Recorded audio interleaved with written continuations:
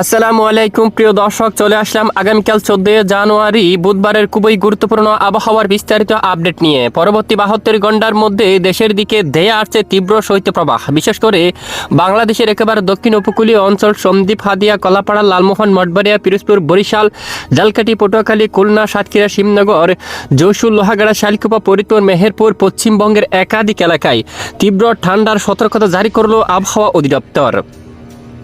প্রিয় দর্শক বন্ধুরা, পরবর্তী 7 দিনের মধ্যে বাংলাদেশের উত্তরাঞ্চল সহ দক্ষিণাঞ্চল, ভারতের পশ্চিমবঙ্গ সহ উত্তরবঙ্গ এছাড়া বঙ্গোপসাগর আবহাওয়া কেমন থাকবে তার সম্পূর্ণ বিস্তারিতভাবে জানিয়ে দেব ভিডিওটির মাধ্যমে।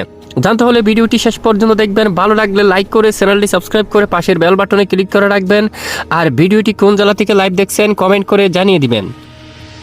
দর্শক বন্ধুরা, বর্তমান বাংলার উপগ্রহ লাইভ স্যাটেলাইট ইমেজ উপর আমরা সরাসরি চলে আসলাম। দেশের আকাশ প্রায় পরিষ্কার অবস্থায় দেখা যাচ্ছে আপাতত। এদিকে দেখুন ঢাকা সহ খুলনা, বরিশাল, তারপর ময়মনসিংহ, সিলেট, রংপুর, রাজশাহী এবং পশ্চিমবঙ্গের সকল জেলার আকাশ কিন্তু একদম ক্লিয়ার পরিষ্কার আকারে কিন্তু দেখা যাচ্ছে। কোথাও আপাতত মেঘ বৃষ্টি নেই, তবে দেশের একেবারে দক্ষিণ পূর্ব অঞ্চলে কিন্তু হালকা কুয়াশা রয়েছে এবং চট্টগ্রাম বিভাগের পাহাড়ীয় কিছু কিছু এলাকায় হালকা আকারে মেঘের আনাগোনা লক্ষ্য করা যাচ্ছে। এছাড়া সকাল থেকে খুলনা, বরিশাল, ঢাকা সহ উত্তরাঞ্চল, সিলেট, ময়মনসিংহ, রাজশাহী, রংপুর, পশ্চিমবঙ্গের সকল জেলার আকাশ একেবারে পরিষ্কার অবস্থা রয়েছে। এছাড়া আগামীকাল থেকে যদি আমরা একটু দেখি, আগামীকাল বুধবার 14 জানুয়ারি সকাল থেকে একেবারে দেখুন বিকেল বা রাত পর্যন্ত দেশের আকাশ প্রায় পরিষ্কার থাকার সম্ভাবনা রয়েছে। দেশের দিকে উত্তর দিক থেকে বাতাস প্রবাহিত হওয়ার সম্ভাবনা রয়েছে। এছাড়া দেখুন দেশের দক্ষিণ পূর্ব অঞ্চলে বিশেষ করে চট্টগ্রাম বিভাগের এখানে কিছু কিছু এলাকায় হালকা আকার আকাশ কুয়াশা থাকতে পারে এবং কিছুটা আকাশ মেঘাচ্ছন্ন হওয়ার সম্ভাবনা কিন্তু দেখা যাচ্ছে মাত্র 2-1টি এলাকায়,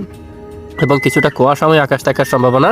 খুলনা, বরিশাল, চট্টগ্রাম, ঢাকা, ময়মনসিংহ, সিলেট, রংপুর, রাজশাহী সহ দেশের একাধিক এলাকায় আকাশ প্রায় পরিষ্কার থাকার সম্ভাবনা রয়েছে। এছাড়া শুক্রবার 16 জানুয়ারি নাগাদ দেশের আকাশ প্রায় পরিষ্কার থাকতে পারে।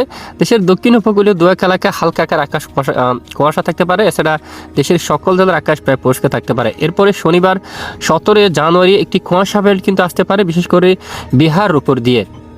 এখানে দেখুন, তবে এটি বাংলার উপর প্রবেশ করার সম্ভাবনা এখনো পর্যন্ত তেমনভাবে কিন্তু দেখা যাচ্ছে না, তবে পরবর্তীতে কোনো পরিবর্তন হলে অবশ্যই আমরা জানাবো। এছাড়া পরবর্তী 72 ঘন্টা থেকে শুরু করে পরবর্তী 7 দিন পর্যন্ত আমরা লাইভ ট্রেক করে দেখতে পাচ্ছি দেশের আকাশ প্রায় পরিষ্কার থাকতে পারে।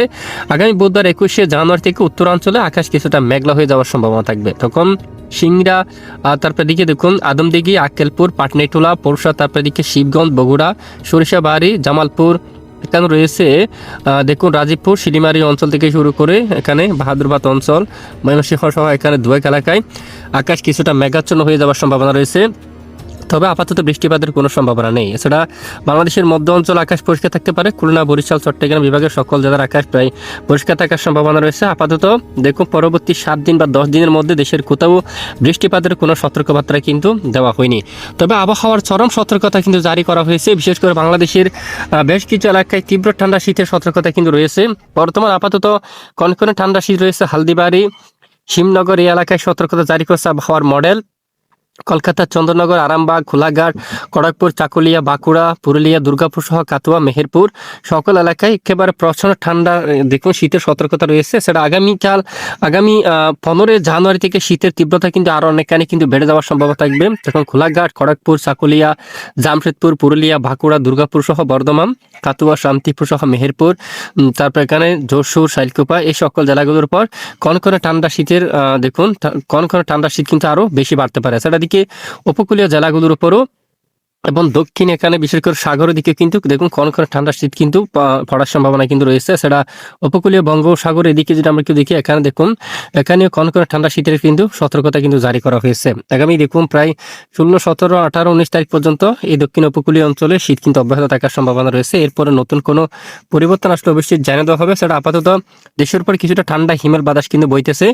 এরই মধ্যে মাদারীপুর, তারপর মকসুদপুর, শিবচর, এছাড়া দোহার, ফরিদপুর, শিবালয়, নাগারপুর, ধামরাই এবং বাঁশটের কাপাসিয়া এখানে জলকাত্র, সরিষাবাড়ি সহ এই সকল এলাকাগুলোর উপর ঠান্ডা হিমেল বাতাস কিন্তু বইতেছে, যা আগামীকালও অব্যাহত থাকার সম্ভাবনা রয়েছে। কিশোরগঞ্জ, মাদান, ময়মনসিংহ, সিলেট, আগরতলা, কুমিল্লা সহ এখানে বেশ কিছু এলাকায় ঠান্ডা বাতাস বয়ে যাওয়ার সম্ভাবনা। এরপর 15 তারিখ নাগাদ ঢাকা সহ দেশের একাধিক এলাকায় এখানে মধ্য অঞ্চলে ঠান্ডা বাতাস কিন্তু বয়ে যাওয়ার সম্ভাবনা থাকবে।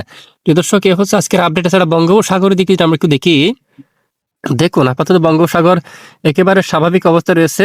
একেবারে দেখুন কোনো উত্তাল পরিবেশ কিন্তু বঙ্গোপসাগর বুকে নেই। তবে নতুন কোনো পরিবর্তন আসলে জানিয়ে দেওয়া হবে, সাথে থাকবেন। এতক্ষণ আমাদের সাথে থাকার জন্য অসংখ্য ধন্যবাদ।